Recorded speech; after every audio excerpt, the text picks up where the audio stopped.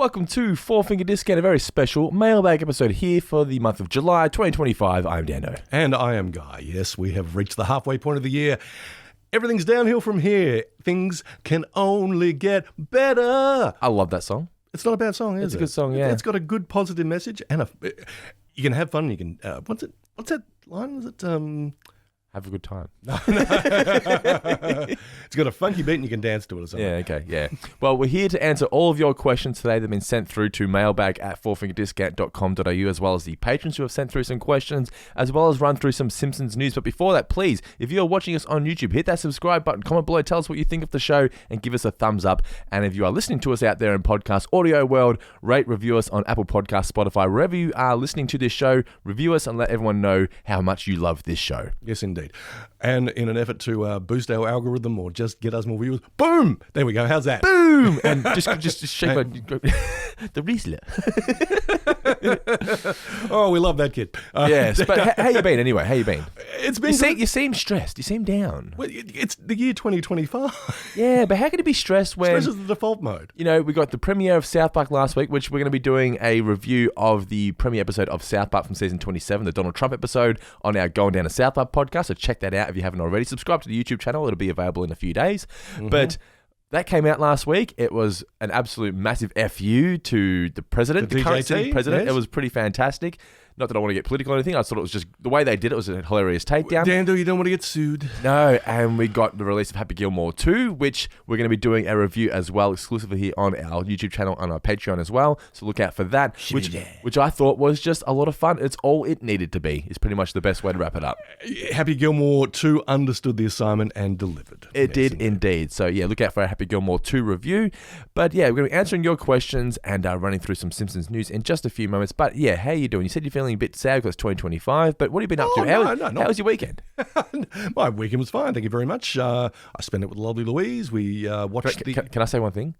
Louise, it's your birthday. Happy birthday, Louise. Happy birthday to lovely Louise. Yes, indeed. It's the happiest day of the year because it's the day that she came into the world. Do you wish her love and goodwill? Wish her breeze and joy. Yes, and the first kiss from this boy. Yes. Or just another kiss from this boy. We've done our share of kissing. What a song. It's a shame it's not available on Disney+. But physical media, everybody, Stark Raving Dad is still out there. Indeed. And we're going to be talking about favourite Simpsons songs as we delve deep into the mailbag. That's one of the mailbag questions, a little tease. But yeah. But no, I'm doing pretty good. We just had a nice weekend in. Watched the cats absolutely decimate the Roos. It was a decimation. It was an absolute pantsing. Australian rules football, by the way. We're here from Geelong. You want to start off with the question? Let's start off with a question, shall we? Oh, you don't want to hear about the rest of my weekend? It was fine. We went out for lunch. What did you have for lunch? Was it chicken wings? Not chicken wings, but there was some delightful chicken with salsa verde. There was some nice veal ossobuco. This was at a Geelong place called The Woodshed. The Woodshed?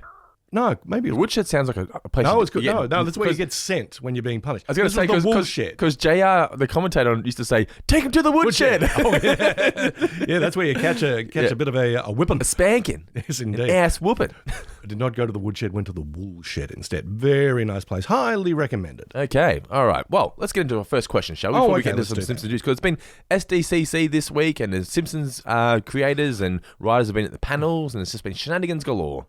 You're just throwing around acronyms left and right. SDCC, man, stands for... What does it stand for? San Diego Comic-Con. It does indeed, yeah. I saw a clip from Matt Groening at, I believe it was SDCC, or some Comic-Con of some kind. I think it was SDCC from 1990. And it's just him at some like fold-out table. Oh, sure. Yeah. It's like hardly anyone there. Was it post when? When do you think it really turned? Was it Marvel Cinematic Universe? Yeah, MCU? Yeah. Big Bang Theory, that kind of thing, yeah. I think... It was MCU, Big Bang Theory capitalized on that, and it became okay to be a geek. Okay, so from mid-2000s onwards, like 2008, shall we say. X-Men started the trend, I think. I'd say so, yeah. And Spider-Man and all that. Yeah. But yeah, you've got 2008, you've got Dark Knight and Iron Man, so yeah, I'd say that's when the tide was a-turning. Because when Phantom Menace came out, you were still a loser if you were excited for it. You know, it's like, Star Wars. Is he going to like Star Wars? And then by the time the third one came out, everyone's like, Star Wars, yeah. That sounds pretty good. Now everyone's going, Star Wars. Yes, more Star Wars, not more Star Wars. But this first question, this got sent through to mailbag at fourfingerdiscount.com.au. And the question is, this one's from Travis Henderson. To celebrate, we were touching on Happy Gilmore 2 before. Mm-hmm. To celebrate the release of Happy Gilmore 2, which 3 Simpsons characters would you love to play a round of golf with? Okay, then. There's 2 parts to this question. We'll get to that. That's the first part. Okay. Which 3 characters would be fun to play a game of golf with? So it's going to be people that are fun to be with but aren't going to beat you, right? I feel like Lenny would be one that you'd want to be there because Lenny would be supportive. If you did a bad show, he'd go, don't worry about it, Brendan. It'll be fine. Okay, then. Do you want to say your others or shall I go with Oh, I haven't even thought of it. So I'm going to go Lenny, I think, because, as I said, I don't want to be defeated. I feel like Duffman, he'd bring the drinks. Okay. Duffman, Lenny, I'm going with all the barflies here. I was going to say, you're taking here. a very Happy Gilmore approach to golfing. Yeah. I got to say. Yeah, you're making it a fun round. Yeah. And finally, I'll think of a third one where you tell me because you've clearly got notes here. When I say notes, I have 3 names written down. Yeah, and I'll try to expand on that. But I guess I was thinking more of like an old school country club golf kind of round. Kent Brockman style. Well, yeah. See, maybe I'll cross one of these. Actually, now I'm going to cross out one of these names. Sorry, Dr. Hibbert. Because doctors and golf seem to go together like peaches and cream, like a coach and a team. He's been in several episodes where he was playing golf, yeah. Indeed. So, yeah, that's probably why I was thinking that. Do you know what I was saying when I said go together like peaches and cream, like a coach and a team? I don't. Have you ever heard of a television show called Perfect Match? I have, yeah. Yes, indeed. The dating show, yeah. The dating show, yeah. They had the theme song. It was like peaches and cream, like a golf and a team. So-and-so, it's a perfect match. We were all singing it back in the 80s. I wasn't conceived yet. Okay, that's fine. Okay. Dr. Hibbert, sorry, you've been scratched from this one. Instead, I'm going to go with Ken Brockman. I think he'd be fun to sort of do the rounds with. You would mock the other golfers who are bad too, and you have fun. I think so. And he'd do it in newsreader voice. Which is, this just in. This just in. This guy sucks. Finger has to touch the ear. Of course. Now, we mentioned the Prez and DJT a little earlier, who was cheater. Well, yeah, over in Scotland playing golf. And I've got to make a meme saying Simpsons predicted it was Smithers and Burns. It just flagrantly, disregarding the rules of the links. Yeah, they're not golf balls, they're reptile legs. So with that in mind, I think I'd like to have a round with Mr. Burns. I think certainly I'd just beat the pants off that dude.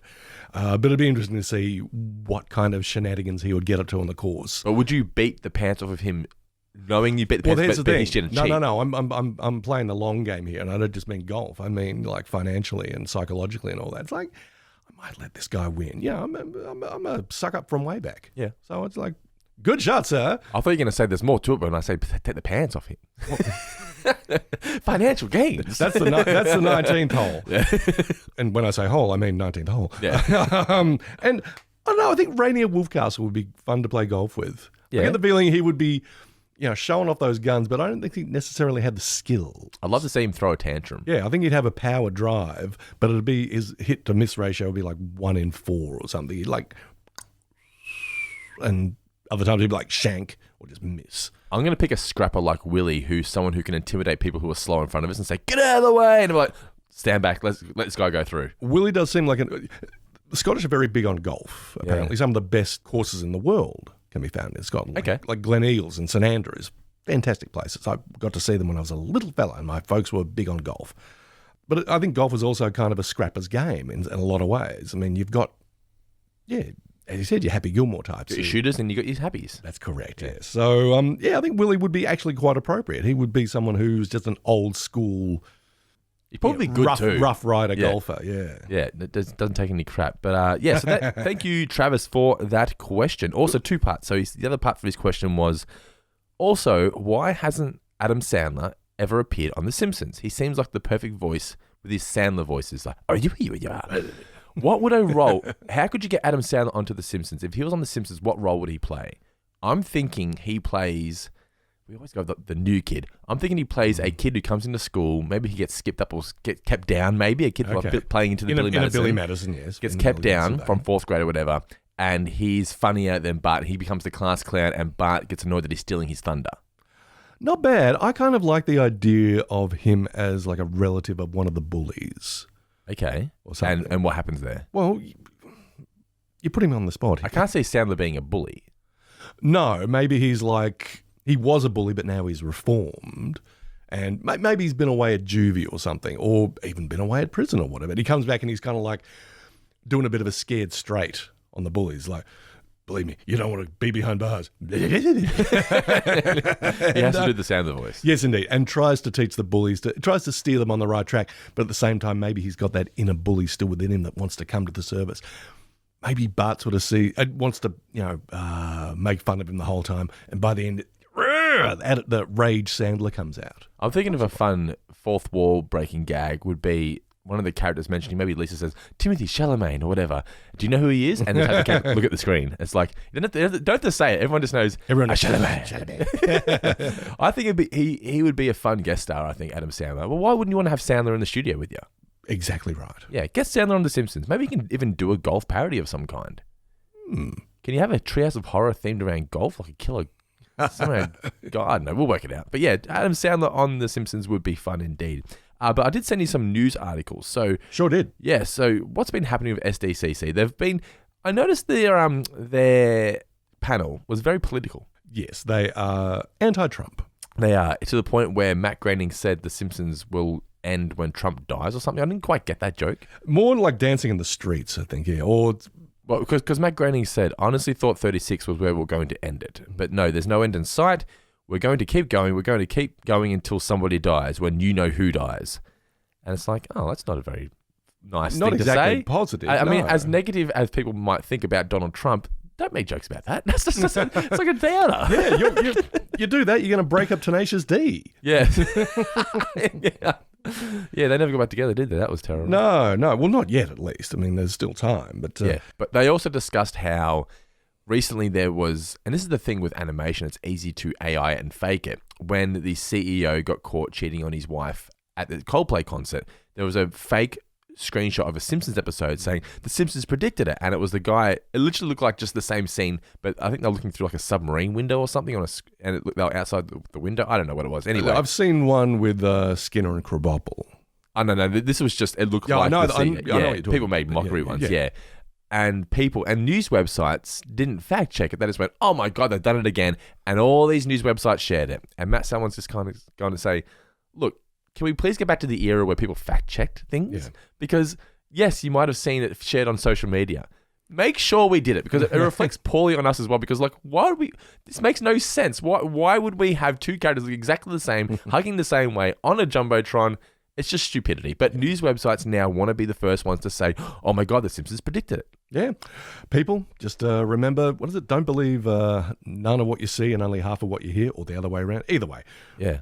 Don't necessarily trust your eyes and ears. No. Do a little research. But they did reveal some upcoming guests for season 37. Some of them you're going to really like. Indeed, yeah. Some really good names came through this. We've got Kieran Culkin, Viola Davis. I apologise, I don't know who Viola Davis is. Oscar winner, fantastic actor. Should know her then. Yes, indeed.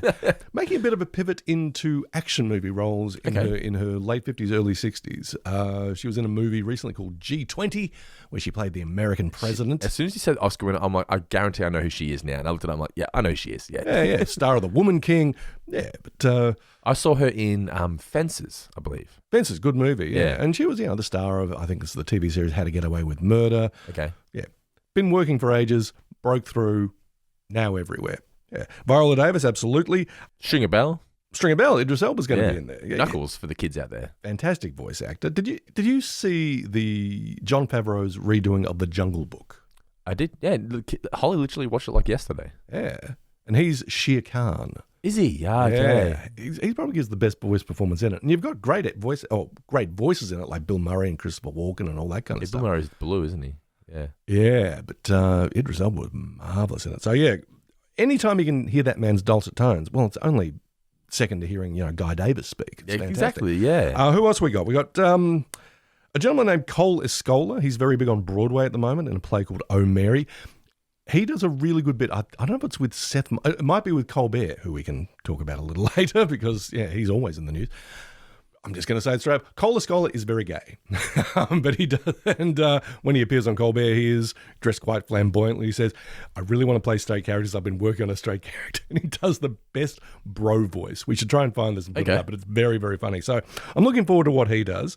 You got an actor named Adam Pally. He was on a show called Happy Endings. That's a bit of a... I wouldn't say a Friends knockoff, but you know how you had Friends, and then it's like, well, what's going to be the next Friends? It might be How I Met Your Mother. It might be... They've tried and tried. They've certainly tried. Yeah. Happy Endings, I think, went for a few seasons, and it's got a real cult following. And he's a cast member that is really, really good. Please tell me it's set in a massage parlor. That's just... Why would you say that? Why would you alienate the... You're just smutty. That's your smut. Father and son, Brendan and Domhnall Gleeson. Yeah, that'll be good. Danny Pudi from Community. And, biggest and best news, possibly, the return of Albert Brooks. He's back, baby. We're doing some... I was on the Simpsons Index recently, just as a quick little last minute thing. They said, do you want to come on? A guest is pulled out. I was like, sure. And I had to review a season 32 episode, and it had Albert Brooks. And you can just tell, again, it's got Albert Brooks in. The character meant nothing to the episode. It's like, can you just fill 2 minutes of TV for us, please? Please riff. Yeah. And that's literally all it was. So hopefully we get more of that, because I'm not going to say no, because Albert Brooks is hilarious. Also, Glenn Howerton from It's Always Sunny. And also Michael Keaton. Michael Keaton? I didn't see that one. Also, during the panel, I'm quoting here, Simpsons producers shared a sneak preview of one of this year's Treehouse of Horror Halloween segments. Idris Elba, Michael Keaton, and Viola Davis will be guest starring on that episode. Yeah, and an opening from guest animator Stan Kelly from The Onion. From The Onion. Yes, I feel like the Treehouse of Horror episodes of The Simpsons now in modern times are really the only ones people talk about. A lot of people talked about this season, Bart's birthday, because they started off like it was going to be the end of The Simpsons, and news websites just ran with it saying, The Simpsons just aired their finale, when it's like, it wasn't their finale. Treehouse of Horror gets people talking, and then the last one, the finale, the actual finale of the season was where Marge died, but she didn't really die. Yes. So unless they can get some clickbait out of it, people don't talk about The Simpsons anymore, and it's a shame, but it's just where we are in 2025. But the Treehouse of Horror episodes seem to always get people talking, at least. Oh, yeah, absolutely. Because they're the most fun, I think, now. I think people are... I wouldn't say people are over to seeing basic Simpsons stories, but they just want to see the Simpsons parody shit now, I think, right? I think so. Yeah, which is... hopefully they can sort of steer it back in the direction of, this is a story about a family, about a community, about a town, and all that kind of stuff. And, I don't know, reconnect with audiences that way, as opposed to just... And now in this corner we have so and so. Now we have Michael Keaton. Now we have Viola Davis. Now we have so and so. Yeah. Get back to the basics, baby. Get back to good solid storytelling. Yeah, old time hockey. I will say this though, my kids, who are now 7 and 4, nearly 5, they want to watch The Simpsons quite a lot now. Mm-hmm. But they want to watch modern Simpsons. They like the old Simpsons. I put it on. They sit down. They enjoy it. But if they're in charge of the remote control, they're picking new Simpsons. So you know what that tells me? Don't give the kids the remote. That, of course, that. And we're just getting old, and the Simpsons we're complaining about, it's because it's not made for us anymore. Well, yeah, we've said this in the past, and we'll continue to say it again. I'm going to keep saying it until I keel over, and then they'll be dancing in the streets. Yeah. Matt Salmon and Matt Groening. But yeah, so that's a bit of news there for season 37. But out of SDCC. Yeah, there's been more Simpsons news in a few moments, but let's get to another question. This one comes from John Looney. If you were able to use a Simpsons-related vehicle for your daily driver, what vehicle would you choose? I personally would take Little Bandit, which is Snake's car. Premium, dude. Because muscle cars are badass, as he says. I agree. Car? I agree with John on this point. I had this the other day. I mean, sorry, I don't want to be all gloomy and like sadness is the default mode these days. But I was driving down the street, keeping my eyes out for cars, as you should do when you're driving. They're all the same? They're all the same. They're all white, grey, or black, and they all look the same. Yeah. It made me a little blue, shall I say, Nicola's which is not a colour you can find in cars these days. I said it the other day, and Nicola goes, "Oh, you're just getting old." I was like, "Look, though." And she looked, and she's like, "Oh, Christ, you're right. They're all the same. And they're grey. Man. Like, there are some variants, but she's like, they're majority grey, white, or black, and they all look the same."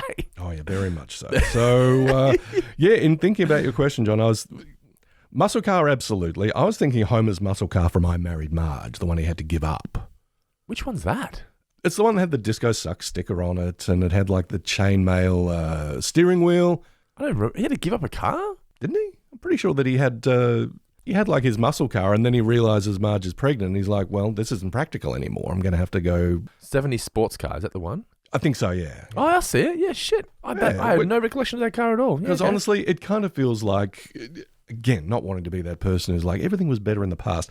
But it does feel like, for cars at least, and maybe for a lot of things, like the 70s was the last gasp of form and function. This was a car that had some real grunt, some real oomph under the hood, but also like had curbs, baby. It was, yeah. It's even in Simpsons Hit and Run. How did I not remember this? Yeah, okay. Yes, indeed. So, yeah, that's the kind of car that I would like. I mean, I've never really been a huge car guy. I mean, Neither, yeah. It just gets me from A to B, and that's fine, you know. As long as, you know, the tyres don't go flat and, the engine turns over when you turn the key, that's all I'm interested in. Or maybe even push the button, because apparently cars don't have keys these days. I know. That scares me. Well, a friend of ours lost their phone the other day, and they go, I can't turn my car on now. I went, what? They got a Tesla. Wait, what now? They got a Tesla, and they can only turn their phone. The doors only open up if they have their phone Bluetooth. I was like, what? Because they're like, we lost control somewhere along. Yeah. Anyway, I like the idea of Chester Lampwick's rocket car that he buys when he sues Itchy and Scratchy, right? But I've played Simpsons Hit and Run, and that car explodes after one hit. So it's not a very strong vehicle. For pure speed, the rocket car, a lot of fun. I'm going to maybe go with, I just think it'd be good to just drive around in the snow in the Mr. Plow or the Plow King. I must admit, I was thinking of something that had a bit of size to it, a bit of girth. And when people, And when you drove down the street, people acknowledged you. It's the Plow King, or it's Mr. Plow, you know? How do you feel when you see someone who's got like advertising in their car? Say they're like a sole trader or something. I mean, I don't mind it if it's a ute or something like that when it's, I'll come unblock your drains or, you know, or I'm a Sparky and I'm sort of advertising myself Call that brick. way. Yeah, exactly. If it's more like a service industry, your pal Guy here is, you know, entering the celebrancy game. I wouldn't want to be driving around a car that said, Guy Davis Celebrant on the side. I mean, even though it's probably as good advertising. What, you like this? Yeah, we'll go. There you go. There's your thumbnail for this. Yes, people out there who are sitting there slamming down their keyboards saying, how have you possibly not said the Canyonero yet? Yes, the Canyonero would be very fun to drive. I was leading into Canyonero. Oh, yeah, okay. It's something Sorry that's for spoiling good. Like I said, like the Mr. Plowmobile, Barney's answer to that, oh yes indeed, Canyonero. Yeah, I probably missung that, but I mean, you know. Maybe a tease for one of the Simpsons songs a little bit later. Maybe. It's a great song. But yeah, Mr. Plow, the Plow King, that'd be fun, I reckon. Canyonero as well. All right, next question here comes from Mike Stanton. With the Simpsons movie celebrating its 18th anniversary this week, congratulations to all those who worked on the film. Mm-hmm. Do you think the film deserves the hate it receives from some fans? I personally really enjoy it and watch it at least once a year. Cheers for the podcast. Hey, thanks very much. Thank you, Mike. Does the Simpsons movie deserve the hate it receives from fans? Of course, it doesn't deserve hate. I don't think it deserves hate. I mean, look, everyone's entitled to their opinion. Yeah. Of course, if it doesn't work for you, it doesn't work for you. Yeah. Be sure to, you know, back up your opinion with, actual opinions. I do think the film came out 10 years too late. I think if the film came out during that 90s era, everyone who grew up with the show would have that nostalgic connection to the movie. And even if it had flaws like the Simpsons movie does, they would forgive them more than they do because it came out in season 18. I think you're right in that regard. Coming out at the time that it did, I won't say it necessarily felt like a cash grab, but it also didn't necessarily feel like a celebration of The Simpsons and of Springfield and that kind of thing. I kind of think it did, but yeah, I can agree. But if it came out in the midst of what we traditionally call the vintage Simpsons or the golden era or something like that, it would have been, oh my God, this is bursting with such creativity that we can't limit it to how many episodes a season or something like that. We've got to give you more. We've got so many ideas and so much that we want to express.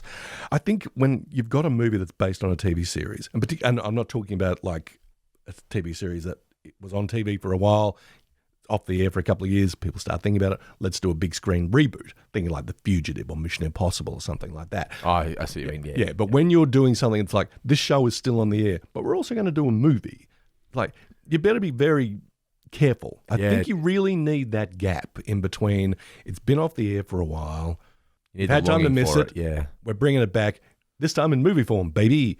And look, sometimes that can work, absolutely. I mean, I was never a huge Sex and the City guy, but going to see the first movie, I was like, oh, well, they've actually made this into a movie. It feels like it's got big screen production values and all that kind of stuff, as opposed to just, it's an episode of Sex and the City. It's 3 episodes of Sex and the City sort of stacked back to back. I would have been, so when the Simpsons movie came out 2007, so I would have been 18-ish. Would I have been 18-ish? I guess so. Or an 88, yeah, 18-ish.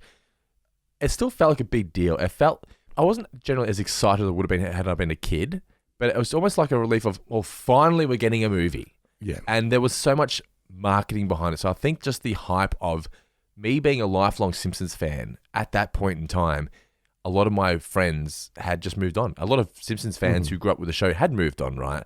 And I was still sticking true with the show. It felt like, oh, maybe this will be a way of getting all my friends back onto The Simpsons. And it felt like it was cool again to talk about The Simpsons. But for a long while, it was like, you're still watching The Simpsons? Yeah. And now it's like, oh no, the movie's coming out. Everyone's going, oh yeah, I'll go see the Simpsons movie. And it felt cool to be a Simpsons fan again. Yeah. And I don't think it's cool to be a Simpsons fan anymore. You know, if you're asking people to pay for what they get for free every week, you've really got to set up. You've got your work cut out for you. It was and good. Plus, there's another thing as well. I mean, I'm not really sort of. This is leading away from The Simpsons a little bit, which we really shouldn't do. Sorry about that. But the way prestige TV is these days, there's very little difference between, say, an episode of Game of Thrones or House of the Dragon or whatever, and your average sword and sorcery movie. Stranger Things season 5, apparently every episode's like 2 hours or something. Yeah. Streaming has ruined the idea of a TV show being a movie because they essentially are mini movies now, aren't they? Very much the case, yeah. Because they are. They're just making... Stranger Things season 5, every episode is almost like a movie now, basically. Yeah. So because they have the capabilities to do so, and Netflix is like, just go as long as you want to kind of thing. Yeah, I don't think TV shows could really do it anymore, could they? Bluey's doing it though. Bluey, Paw Patrol, kids shows maybe, and get Simpsons as a kid show. Certainly with kids because I mean, I think movies these days are either huge event kind of deals, or there's something you take the kids to. You want to, the kids still want to watch stuff, but we don't want to keep them in the house all day. Oh, let's go to the movies. We'll make it an event. So yeah, and if you've got a property like Bluey, which I think, as we were discussing the other day, kind of is that. It's the closest thing to The Simpsons I think we have now. It is, or certainly that show that everyone could watch together. Yeah, exactly right. And Paw Patrol, right, for example, they made Paw Patrol movies, that kind of thing. You go to the movies and you watch it with the kids, and you're sitting there going, you've just made this to sell new toys. And that's the idea of a kids movie, obviously.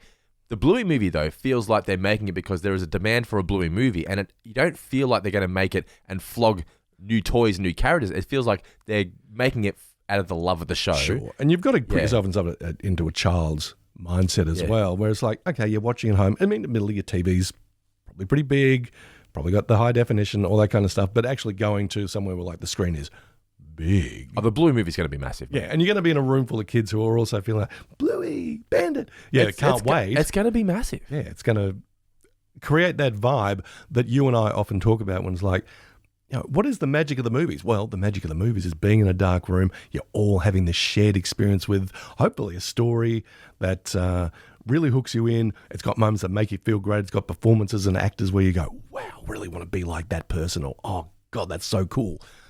Yeah, and I get the feeling for kids. You walk out quoting it. Yeah, you walk out quoting it. It becomes a part of your life, the quotes. Yeah, it's imprinted in your DNA. And I feel like as a parent of 2 small kids, walking out of watching the Bluey movie and walking out, I feel like we will have experienced something together. Because I'm excited for the Bluey movie. I think as a parent, you've seen so many Bluey episodes, you're able to enjoy the show as well. It's not just for kids, it's for the adults as well.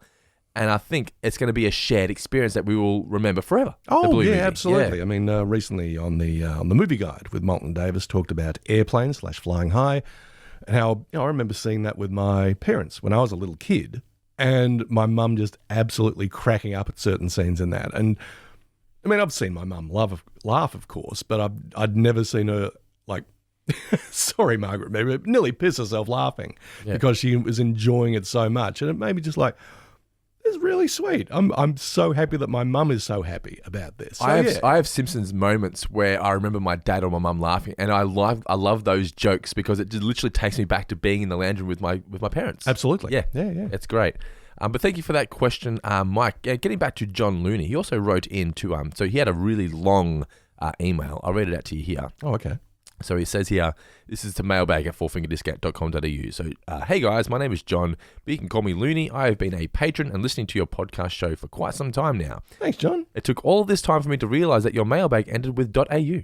So I've just been throwing around my questions at the wind. So I just had some random comments, thoughts that have popped up whilst listening, and I wanted to offer some one Simpsons-related question, of course, which you've already answered. Mm-hmm. A while ago on the Futurama podcast, which we do exclusively for our patrons, Tales of Futurama, I believe it was questioned why Al Gore was on the show so much. I believe it was his niece who wrote for the show, and that's why he agreed to go on the show so much. There we go. That's that answer. That's Kristen Gore, I believe, yeah. Okay.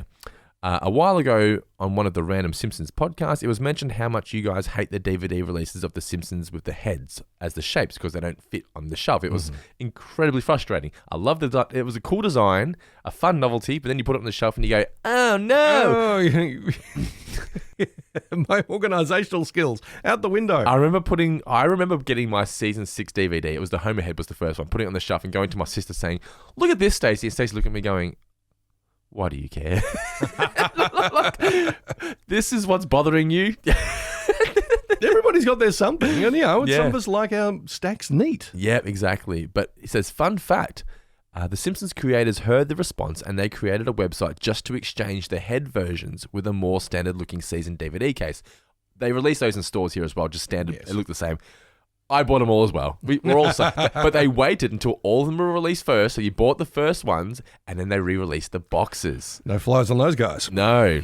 And certain seasons are more rare than others because of the dual releases. Maybe in the States, I'm not sure wherever you're from, but in Australia you can get them at the op shop. But the interesting part is this. On the website, they were beyond sarcastic and almost plain mean because when you're filling out the form, there were jokes and stuff calling you for being a crybaby and a whiner and whatnot. And this ticked off the people even more than the DVD heads themselves. Just thought that's a little bit of a fun fact. Thank you, John. He's a big physical media guy, apparently.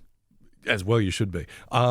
You said we're going to call you Looney. Looney, okay. You said to do it, so yes. We're going to do it. But good points. Well made. I know you guys like the PS1 and newer era of the Simpsons games. Well, I do, yes. But I will suggest there are some good Simpsons games worth playing on the Sega Genesis and some other, which is the Sega Mega Drive, is it? I don't know. The Sega. And some other 16-bit or even 8-bit consoles like the NES. Anyway, Simpsons question, the Simpsons car question was Looney's. But thank you all for the great content and continuing to wish you guys well. Thank you, Looney, for that email. Hey, Looney, thank you for the email. Thank you for your wonderful talking points. Thank you for your patronage.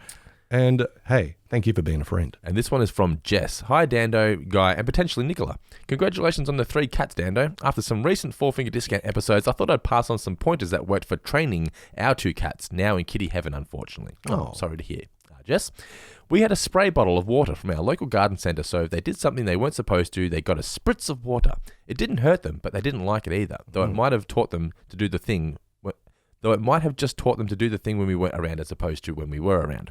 Cats generally hate citrus, so at Christmas we painted the lower branches of our Christmas tree with orange oil. Nicola and I have actually discussed this. We've gone, what about the Christmas tree this year? Because the kids usually cover it and stuff. Oh, yeah. What are we going to do? Yeah, so she says he'd cover the lower branches of Christmas trees with orange oil. We did this the first year when they were a few months old, and I promise you they never went near it. We only needed to use the orange oil once, and they never bothered going near the Christmas tree again. Oh, Jess, you came in just in time. I know, right? Whew. Sorry if you might have already heard these, but I had good intentions, and I swear by this advice. Good luck, Cat Dad. Well, thank you for the email, Jess. That's great, Jess. Yeah, never apologise for having good intentions. No, that's like a life hack. Yeah, citrus or spray. Citrus. All right, let's get to another question, shall we? So this one here comes from Rebecca Driver? Yep. From a visual perspective, which character do you think has the most interesting design and which has the most true to character design? That's a really good question. Yeah, and one that I was sort of batting my head over. The one that came to mind immediately for I think the first half of this was Otto. In an interesting way, yeah. Yeah. I mean, he's got the headphones usually on, the long hair. He looks like a guy. He looks like someone who would be smoking all day and listening to heavy metal, right? He feels like the kind of person that I may have worked with in the past and again recently. Yeah. I feel like I've encountered one or two real life Ottos. So yeah, I mean this character design, I find it very interesting. Rebecca, I think that covers both halves of your question, actually. I find that character design really interesting and also find it kind of authentic. Look, sorry to be one size fits all, but yeah, I'm going to go with Otto for mine. I think Crazy Cat Lady's pretty spot on from an interesting perspective. Just the frazzled hair. It's the old lady skirt. Yeah, good point. Always got a cat hanging off her back. One eye looking one way, True. one eye looking another. This may be a very guy-coded answer because I always bring up this person. Wise Guy. But it's Wise Guy. I think Wise Guy looks like someone you would run into in like an old school hardware store. He looks like someone you could run into anywhere. That's the charm of the character, isn't it? Yeah, or working in admin in some I don't know, medium range business or whatever. Yeah, just a cog in the machine, but without that cog, the machine kind of breaks down. Yep. Yeah. I like Barney. I think Barney really looks yeah. like someone who would live at the bar. He's got a few rolls under his eyes. He's got frazzled hair. He's got the overbite. His stomach's always just hanging out of his shirt. Yeah. His shirt never quite fits him that well. So I like the Barney design. That's probably the most true to character as well. Yeah. Isn't it? The most interesting, the Duffman ones. I've always liked the Duffman design. Duffman's that's a great call, actually. Yeah. Just the suit, the muscles, the hat, the glasses. It's everything. You take away any part of that suit, and he doesn't feel like Duffman. It's true. Yeah. Yeah. Any more character designs that seem to fit the characters, or most interesting, just to look at from a visual perspective. Interesting Simpsons. Disco Stew. Oh yeah. Is an interesting character design. Kind of like Miss Hoover. Okay, yeah. In what way? You look at Miss Hoover, and I mean, maybe this is just me, but you kind of create a little bit of a backstory for her. You know, like, wonder what she was like at college. You know, she was probably, had dreams of being a poet or something along those lines, or writing short stories or whatever. It never quite panned out for us. Like, okay, well, I'm going to take this teaching gig so I can get by while I'm writing my sonnets or something, or while I'm putting together my book of verse. We have discussed on the show that she feels like her and Mrs. K in particular, but I feel like Miss Hoover would just be fun to just hang out with and just hang shit on other people with. Oh, she seems bitchy, but not to the point where she's overly cruel. She just seems like she'd just be a wise ass. I think so. I think every year there's just a little bit more bitterness and a little bit sort of resignation to like, it's not really playing out the way I hoped. Yeah. Okay, well, you know. And I feel like you could just be chin up in some ways, but also you could be yourself around her as well. She feels very down to earth. She'll be like, "What are we getting? Pizza for dinner?" I'd be like, "My lady." But Miss Hoover, that's a good call. I like, and the design. She just looks. There's someone in there who just wants to break out. Yes. Yeah, that's a good character design as well. Yeah, good answer. All right, this one here comes from Jess Hellman. What is your favorite Simpsons song? She loves the Stonecutters theme, which is why I always look forward to hearing you guys do your shout-outs on the podcast. Really? Hey! Of course, the patrons of ours, the top-tier supporters, are called Stonecutters, and they get their names read out on every show. We'll do that after this question. Indeed.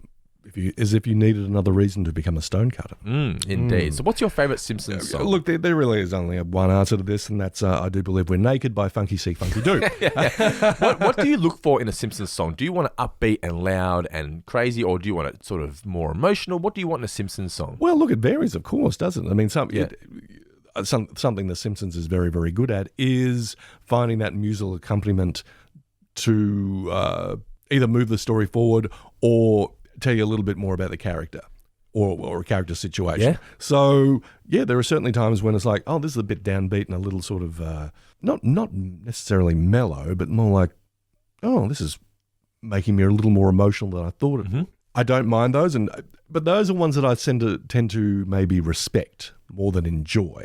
The ones that I've written down here as my favourites. I really like Bag Me a Homer. I think that's terrific. That whole episode, Colonel Homer, is incredible. That's chock-a-block with great songs. And I don't think I, as a kid, really appreciated it. But when we revisited it for the podcast as an adult, and someone who'd been married as well, and just the storyline in general, that episode is, I still say, one of the most underrated classic episodes of The Simpsons. Yeah. The story, the music, everything about it is fantastic and written by Matt Groening. Indeed. So, and the music works in concert with the storyline. The songs inform the story and help it move forward as well. Who was Beverly D'Angelo? Beverly D'Angelo was Lulene. Yes. Known from the... Vacation movies. Yeah. And I think she played Loretta Lynn. Did she? She did, actually. And that's what gave her the idea for this. Yeah, in the movie Coal Miner's Daughter. Oh, hang on. No, she might have played Patsy Cline. She played someone in it, yeah. In Coal Miner's Daughter, which was about Loretta Lynn. And she sings the songs as well. Oh, yeah. Beverly D'Angelo is quite the underrated talent. Colonel Homer, if you have not revisited it in a while, do so. It's amazing. But Bag Me a Homer is probably my favourite. There's a lot of great songs in it, but that's one that I really enjoy. I tend to like things that are a little more upbeat. I like what's the one at the end that she sings? I hope that Marge knows just how lucky she is. And you're just like, why am I crying? Yeah. Look, and sorry, this is a bit of a cliched answer, I know, because it tends to be almost everyone's favourite, but I'm a big, big, big fan of the Monorail song. I think that is just so well done. For me, for a Simpsons song, I want as many characters involved as possible, and that's one of those. Yeah, when you get the little call and response. And I won't say it's apex Phil Hartman, but it's pretty up there. But it's close. It really is. I mean, sorry, my favourite... My favourite Phil Hartman moment is always going to be when Skinner goes into his office and said, "Sir Orange Julie's around here. No, you can have this one. It's half full." Well, why don't I just drink out of a toilet? He'll be back. Phil, we love you. We miss you so much. But yeah, the Monorail song I think is just fantastic. I played it a couple of times before we started recording today. It's like, this is so good in so many ways. It's such a swindler, Lyle Landley as well. Oh, yeah. It's but just... you know you're getting sold a bill of goods here, but it's like, I'll allow it. He's so charming. Yes. Yeah, and it's so fun because we used to do Simpsons trivia nights and we had Bose, a guy who would sing Simpsons songs. And it was the perfect song to sing in that scenario because he'd go, "Glides as softly as a cloud. The ring came off my pudding can. Right. Take my pen up." Like the whole crowd's back and forth with him. Incredible. And even if you don't know the lyrics, you can just go, "Monorail." Yeah. Monorail. That'd be me. Yeah. So yeah, that definitely bagged me a homer. Yeah. And but the Monorail song is sort of head and shoulders above everything else as far as I'm concerned. What do you think? Well, I agree. Great choices. I've always loved, and it's always been my favourite, and it's not the best song, but it's always been my favourite. It's "We Put the Spring in Springfield." Same element. It's upbeat. It's fun. Yes. It furthers the story. And it's just so ridiculous, but it includes so many different characters. But "We put the spring in Springfield," you can't help but smile when you think of that song. And that's what I like in a Simpsons song. But what are your thoughts on the ones where they're parodying a classic song? I like the idea of them doing this because as a kid watching, you might not realize they're parodying something. Yeah. A classic one is "See My Vest," which is "Be Our Guest" from Beauty and the Beast. I like it fine. I was a little bit too old to sort of catch that wave of Disney animation. I knew it was out there. I knew that it was really turning things around for Disney, and I respected it and admired it. But at the same time, it's not like, time for a feel-good movie. I'm going to revisit the Beauty and the Beast or Aladdin or The Lion King. I know people love them. I kind of like them. So, and again, with "See My Vest," it's like, I know what you're doing here. This is good. Enjoying it. Not bad, but not necessarily going to be one of my favorites. See, I liked it just purely because I liked the song. I didn't even realize it was "Be Our Guest" when I was a kid. Beauty and the Beast just wasn't on my radar when I was a kid. I just never really watched it. But just you whenever someone's wearing a vest, as a Simpsons fan, you have to say "See my vest." If you're talking parody songs, this came up a little while ago because I think you put it online as part of a meme or something. When I was 17, it was a very good year. Oh, that's the meme that got taken down, Yeah.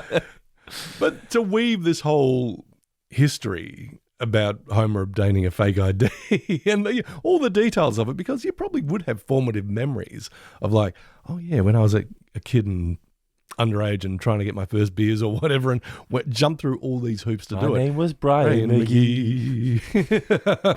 Apparently that's sexual solicitation according to Facebook's algorithm. So don't post that meme, everybody. Yeah, the algorithm, man. Who knows? Who knows what it's thinking? So I enjoy that one very much. But I think it depends on, you can admire and respect and enjoy the ingenuity of the Simpsons writing team coming up with, they're doing a play on this. And also your own memories of that song, of the original. It's like, how clever that they took this thing that I know or that I love and you put a clock in it. That's great. I want to acknowledge one that came a little bit later in the Simpsons Golden Era run. And when I first watched this episode, I didn't really have any idea what was going on. But it's the "Those Were the Days" parody from, what's the show? Oh, the show was All in the Family. All in the Family. But everyone always goes back to, "Michael Jackson still was black. Those were the days. And for no reason, here's a poo." It's just, when I first watched it as a kid, I'm going, what is happening here? Yeah. As an adult, I'm like, they need to redo that again with more modern times. What's something we could look back on now? Like something about Britney, maybe? Yeah, who knows? But yeah. And also, I want to throw a shout out to the episode starring the incredible Maggie Roswell as Sherry Bobbins. Oh, the Mary Poppins episode. Simpsons Califragilistic Expiella Annoyed Gruntious. Yes. So many good songs. That's purely just a parody of Mary Poppins, but Maggie does such a good job in that song, in that episode.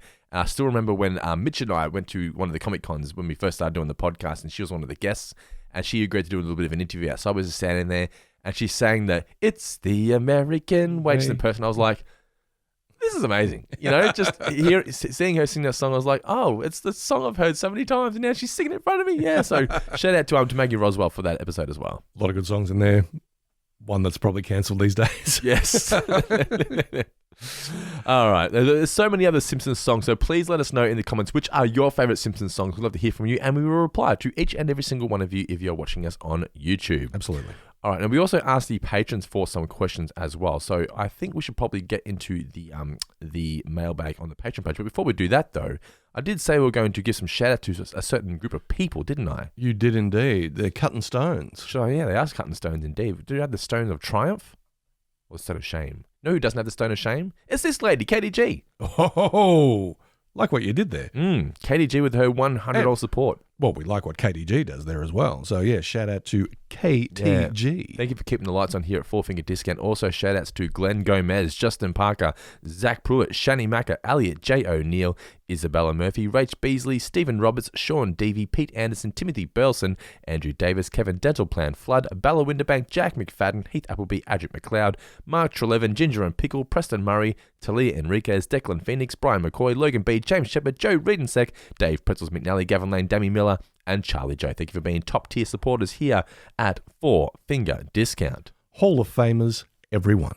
All right, so we've got into the Patreon group now. We're going to answer some of their questions. The first one here comes from our man, Andrew Swan. He wants to know where the One About Friends podcast is. It's coming. It's coming. Andy D says, given the recent and ongoing situation, what are your current thoughts on the Facebook at the moment? Are we sticking with this page or possibly going to migrate to Discord? Discord would be a good idea, I reckon. Maybe. Facebook, lift your game. Having said that, we love you. We love all you. Hail. All hail the Zuck. Mike Salter, are you pleasantly surprised by the quality of season 20, or do you think this season is the one where the show has actually had an unqualified drop in quality? It's definitely going down in quality, but it's nowhere near as bad as I expected. No, I won't say I was pleasantly surprised. I will say I was surprised by, maybe where Dando and I are just sort of glass half full kind of people. We try to focus on the positives of the episode. We still do critique them, but yeah, it's one of those seasons where I've just gone, maybe 5 or so have just been outright nothing. I wouldn't say annoyingly bad, but nothing's on the level of when Homer chucked Marge in the driver's seat, when he drove things like that. Nothing's made me angry. Just some of them I've just gone, oh, this is a struggle to get through. We're like your dad. Yeah. We're not mad. We're just disappointed. We're disappointed, yeah. We're just like my dad. Of course not. Philip Westerby, would you be up for doing the Bob's Burgers episodes more regularly? Every fortnight, maybe. I just can't wait that long. If we had more supporters on Patreon, then maybe we would.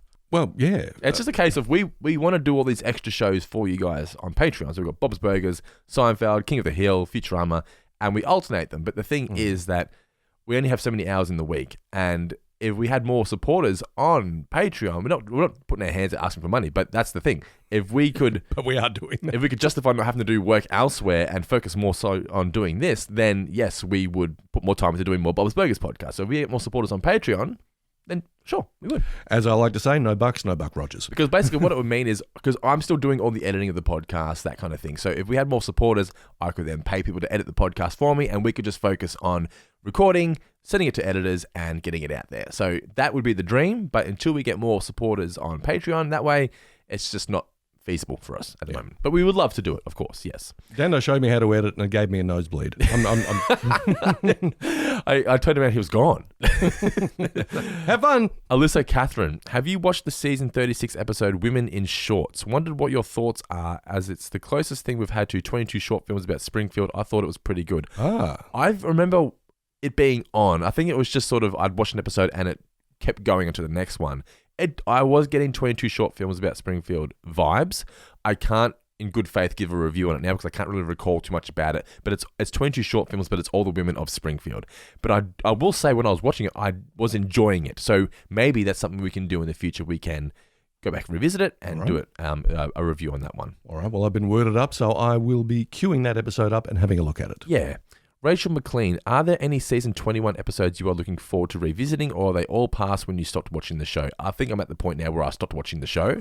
Yeah, I think there might be ones that pop up where I go, oh yeah, I remember seeing this one somewhere, but I wasn't watching the show week to week. In a little rewind to me talking about Disney before, season 21 is going to be a whole new world because I don't recall any episodes. Well, here we go. Season 21, the premiere, it's a Homer the Whopper. Homer ends up with a superhero's physique after he is chosen to appear in a film based on a character created by a comic book guy. That sounds fun. Okay. Bart gets a Z. Principal Skinner fires Mrs. K after she makes a drunken fool of herself. I remember seeing that one. But Skinner doesn't know that Bart spiked her coffee with alcohol, so it wasn't her fault. Bart feels bad. He's like, oh my God, I got her fired. I do remember that one. There aren't any that I'm excited for, but there will be ones where I go, oh yeah, I remember seeing this one. I'm excited because this is all undiscovered country for me. Yeah, and that is the exciting part about the podcast, is we're now in the era where, and I'm assuming a lot of the listeners out there as well, and the viewers going, I haven't watched them either, so we're all going to watch them together. We're all in this boat together, baby. Strap yourselves in and feel the G's. Oh, yeah. The final one here is just Andrew Swan. I'll read what he wrote. Okay. I'm afraid I must insist. You see, my wife, she has been most vocal on the subject of the One About Friends. Where's the One About Friends? When are we going to get the One About Friends? Why aren't we getting the One About Friends now? And so on. So please, the One About Friends. Very good Joe Montana voice from you. Look, I'm going to defer this to Dana because it's coming. It's just basically, you'll find out why. It is definitely coming. We've got 2 episodes in the can. We just want to make sure it can be done on a weekly basis before we launch it. I'm looking forward to getting it out there. It will be coming. I promise you. It's because Nicola and I do the show with my wife. We cover Friends. We're up to season 2 at the moment, and it is coming back in your ears and in front of your eyes as well. We're going to be filming the show for YouTube going forward as well. Wow. Hope you guys are enjoying all the video content here on the YouTube channel at the moment. It's taken a long time to edit it, but I think you guys appreciate it. All right, should we go one more question, Mr. Davis? Let's get into another news story. Well, there was the other news story, yes. Yeah, you take us away. What was the other news story?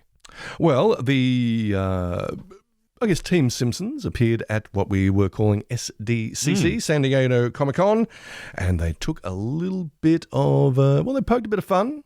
Took the mickey. They took the mickey. Literally. I know. Out of that's pretty smart. Out of their corporate overlords at Disney. Yeah. By all coming out, they made the thing, we're not going to kowtow to our corporate bosses or anything like that. And then they all came out in Doctor Doom masks. This is the thing. I feel like the Simpsons creators and the writers, like our pal Matt, like to think they're like, we're not doing what Disney tells us. Like, you're doing exactly what they want. Even if you think you're raging against the machine, no, you're paying into the machine. Yes, yeah. So, and look, with all due respect, this feels a little sort of day late and dollar short in terms of the... Yeah, it was a year ago to the day, because it was at San Diego last year. I saw people re-showing the video on Twitter, like, this was so monumental. I'm like, was it? When he took the mask off, I'm like... I did say one guy was like, the funniest part about this whole thing is that one guy going, Jared Leto, just before he takes the mask off. I mean, it felt cool at the time, but to me, it just felt like, oh, we are pulling at straws. Very much so. Smash glass emergency quickly. Like, get me RDJ. All right, final question here from Jet Gurdam. Hello from Los Alamos, New Mexico. And since I'm writing this at work, quite literally feet away from the set of the movie Oppenheimer. Wow. So this was sent 13th of June. So not while the film was being made, but when they were where they made it. Yes. We've been casually picking away at The Muppet Show on Disney Plus with my kids.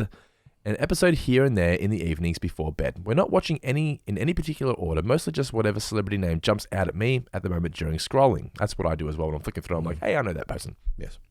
It's mostly the youngest child watching with us, nearly 8 years old, but the older kids pop in and out because they all secretly love the Muppets, whether they want to admit it or not. It's been a fun trip for me since various skits are triggering memories for me from when I watched them as a kid, and the wife and I get to explain who the various guest stars are to this generation, i.e. Harvey Korman and Liberace. Watching Fozzie not recognise Lena Horne last night got me thinking about how one Brendan Dando once said that he was literally the world's biggest Muppet fan. Did I say the world's biggest? Not the world's biggest, but, I'm a big fan. You hinted. He always says, or something like that. And now I want to know when he's going to put aside all these silly distractions of Bob's Burgers, Gilmore Girl podcasts, and other suggestions, and finally settle down on his one true passion and give us that long-awaited The Muppet Show podcast, Talking Muppets, on the Felt Finger Discount Network. Wow, sounds like someone's angling for a position on the board. Well, these are all valid. I would love to do a Muppets podcast. This is all valid, Jet. Yeah, by all means, try and launch it. But we've got so many other projects on the go. We have indeed. Some are going to have to get thrown over. Yeah, so you can't keep adding things. Things have to make way for other new things to come in. Yes, indeed. Unless we can just record shit and pay someone to edit for us, then we could do that, then it's fine. There we go. Yeah, there we go. You know how that happens. Yes. But that is our mailbag/news episode for July 2025 here at Four Finger Discount. Thank you to everybody who is watching us on YouTube or listening to us in audio podcast world. Don't forget to rate and review us on Apple Podcasts, Spotify.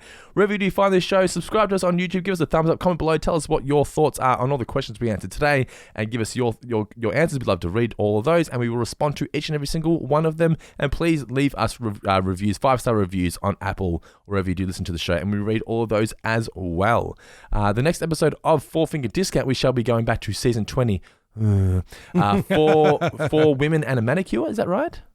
Four great women and a manicure. Yes.